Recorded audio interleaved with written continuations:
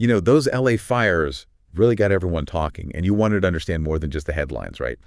So we did a deep dive into some CNN analysis and LAFD statements, even some pretty intense stuff from the Firefighters Union to try and figure out, is LA really ready for the next big one? Yeah. What happens next time? It's interesting because it feels like these fires kind of expose some things that LAFD has been struggling with for a while. Totally, yeah. It's not just a new thing. And there was this one story we found that was just so powerful. Just weeks before these fires hit, there was this group of firefighters that basically went before the city council and were like pleading for more resources. They were saying things were at a breaking point and talking about $1-million fire trucks just sitting there useless. Oh, wow. 'Cause they don't have enough mechanics to even work on them. And there's this quote from the fire union president, Freddie Escobar, that just stuck with me. He said, if we cut one position, we close one station, the residents of Los Angeles are going to pay the ultimate sacrifice and someone will die. Oh, my gosh. I know. It gives me chills just thinking about it. Yeah. And it seems like, unfortunately, he was right to be worried. Sadly. Yeah. And then when you look at the numbers comparing LA's firefighter staffing to other major cities, it's pretty alarming. We're talking about less than one firefighter per 1,000 residents. Yeah, that's actually less than half what you see in cities like Houston or Chicago. Yeah. And it makes you wonder, why is LA a city that's known for wildfires? Why are they so behind? It's insane. That would be like having one teacher for 1,000 students. It just wouldn't work. Yeah. You can't give everyone the attention they need, especially in an emergency. Exactly. And even, remember, the CNN analysis pointed out that San Francisco, which is a smaller city than LA, has way more firefighters. Right. Like, what's going on? Yeah. And hold on. It's not just about wildfires, right? The LAFD has to handle everything from car accidents to medical calls, which, by the way, have gone way up. Oh, yeah. Because of the homelessness crisis. Right.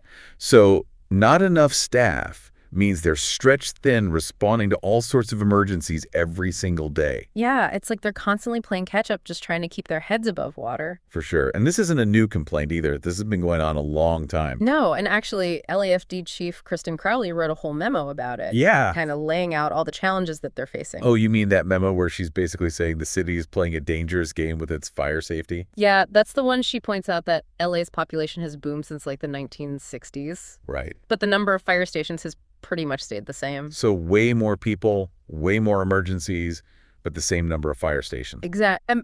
Imagine a firefighter in the 1960s might get a few calls a day. Now they're responding to dozens, even hundreds. Oh, gosh. In the same time frame. Yeah, that does not sound good. Not a good equation. No. And Chief Crowley lays out what they actually need to meet those national standards for fire station coverage. What it should be. And it's a lot. We're talking 62 more stations and hundreds of additional firefighters. Oh, my God. That's a lot. So they're trying to fight a 21st century fire with a 20th century fire department. Pretty much, yeah. That's basically what it sounds like. And, of course, you can't talk about this without talking about money. Right. There's been a lot of back and forth about the budget. Right? Oh, yeah, definitely. Mayor Bass has defended some recent cuts, saying that, hey, times are tough. Sure. But the fire union is really pushing back, saying that this has been an issue for decades. It's not just, one mayor or one budget cycle. It's been going on for a while. So it's a pattern. It's not just a one-time thing. Exactly. And to really understand what this means for the firefighters, on the ground every day, right, we got to look at this report from the LAFD Foundation. It paints a pretty vivid picture of what they're dealing with. So what kind of details are we talking about here? Well, we're talking overcrowded stations, one mini fridge for everyone.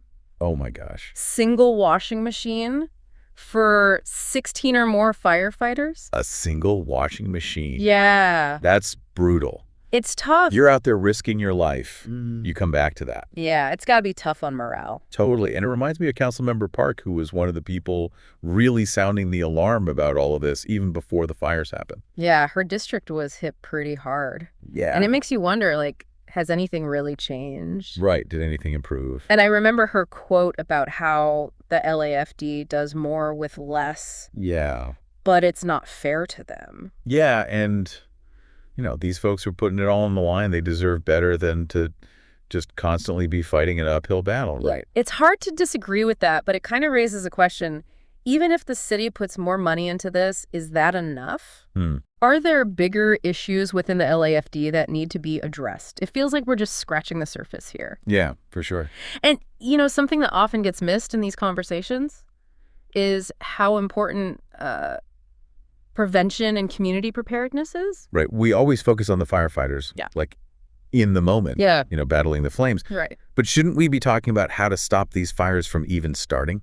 Exactly. And the LAFD Foundation report actually talks about that, too. They say that they need more proactive measures. Oh. Things like managing vegetation, creating defensible spaces around homes, just educating people about fire safety in general. It makes you think, if we're already struggling to put out the fires, shouldn't we put more energy into stopping them in the first place? It's about finding the right balance, right? Yeah. And this also brings up another thing that always comes up in these budget debates. Okay. Technology. Oh, that's a good point. We haven't talked about that yet. Yeah. What kind of technology are we talking about here? Well, imagine super advanced early warning systems or better software to predict how a fire might spread, or even drones with infrared cameras to help fight fires from the air. Whoa, that sounds like something out of a movie. It's pretty cutting edge. Yeah, but I guess it makes sense if we can't just, magic up more firefighters. Maybe technology can help fill the gap. It's not a perfect solution, Right. but it's definitely an important part of the puzzle. And this is kind of where the money problems for the LAFD come back to bite them. Because all this technology doesn't come cheap, right? Exactly. And if we're already struggling to pay for basic staff and equipment, how are we supposed to afford these super high-tech solutions? Yeah, it creates a vicious cycle, right? Yeah. You have limited resources, so they're just reacting to fires instead of being proactive and trying to prevent them. Right. And then because of that, you need even more resources to deal with the aftermath. So it's kind of this mess. So are we just stuck? Are we just stuck in this loop of crisis? Yeah. And not having enough to respond? Well, I think this deep dive is revealing something really important. It's not just about throwing money at the problem. Okay. We need to change how we think about fire safety in LA. So a whole new mindset. Instead of waiting for the fire to happen, we actively work to prevent it. Exactly. And that takes everyone working together. It's not just on the LAFD. City leaders have to make tough choices about where the money goes. Residents need to take responsibility for fire safety around their homes, and we need to be exploring these new technologies. This is starting to feel a lot bigger than just an LA problem. Right. It feels like this is something that cities all over are going to have to figure out. Totally. As these risks keep growing, whether it's fires, floods, whatever comes next, Yeah. it's something we all have to think about. So we've talked about staffing, equipment funding, and how important prevention and technology are. But there's this whole other piece of this we haven't really talked about.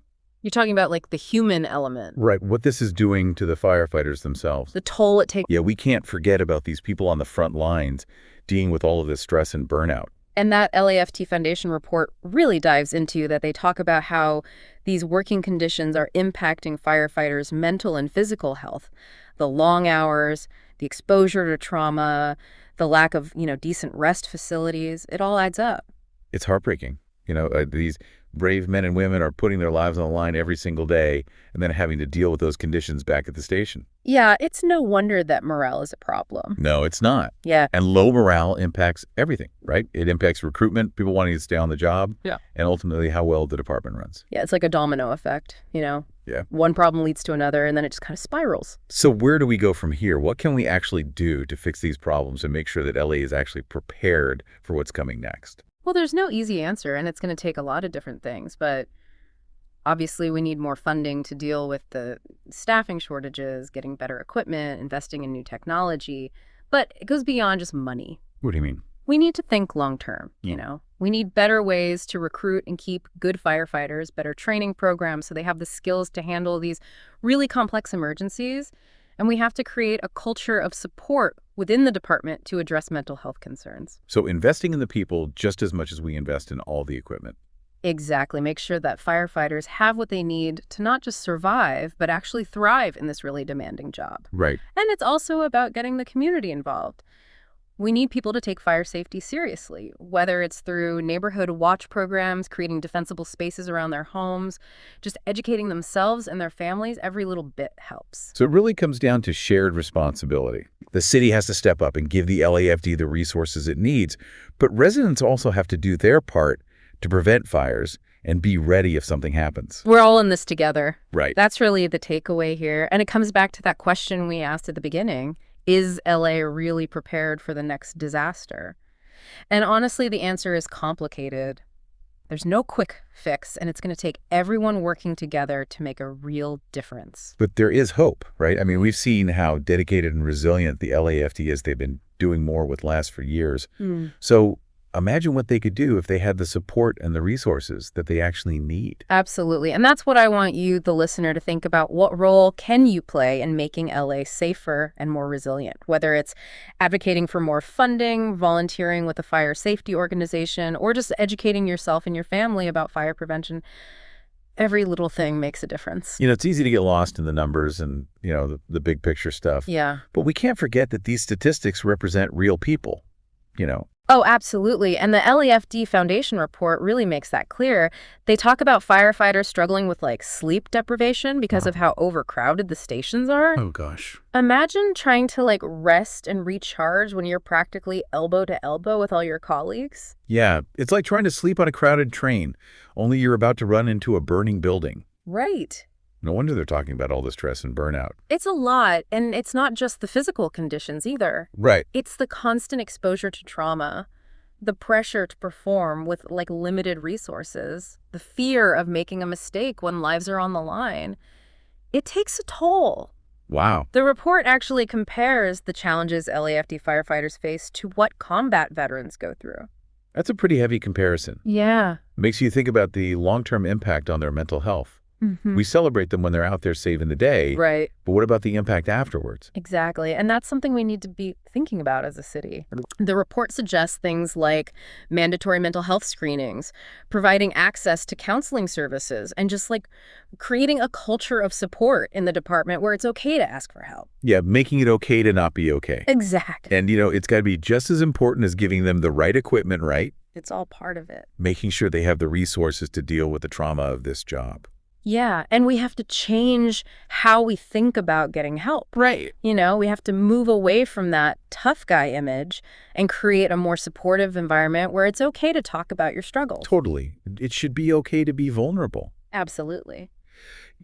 Hearing all this really makes me think back to what Councilmember Park said about the LAFD doing more with less. Yeah. Which is great and all, but it can't go on forever, right? It's not sustainable. Yeah, we can't expect them to keep doing the impossible without giving them the support they need. It's not fair to them. And the report also talks about how all this impacts their families, too. Oh, absolutely. Imagine being their spouse every time they leave for work. Yeah. Knowing the risks they're facing, or their kids growing up with that fear. It's a huge burden to carry. This isn't just about money and budgets. It's about people's lives. Real people with families and hopes and dreams who are putting themselves at risk to protect us. Absolutely. And that's why this deep dive has been so important. It's made us really look at the reality of LA's fire safety situation and think about what happens if we don't do anything, Yeah, what's at stake here? It's about people. And it highlights how important it is to really support the LAFD, Right. Not just for them, but for all of us. This has been a real eye-opener.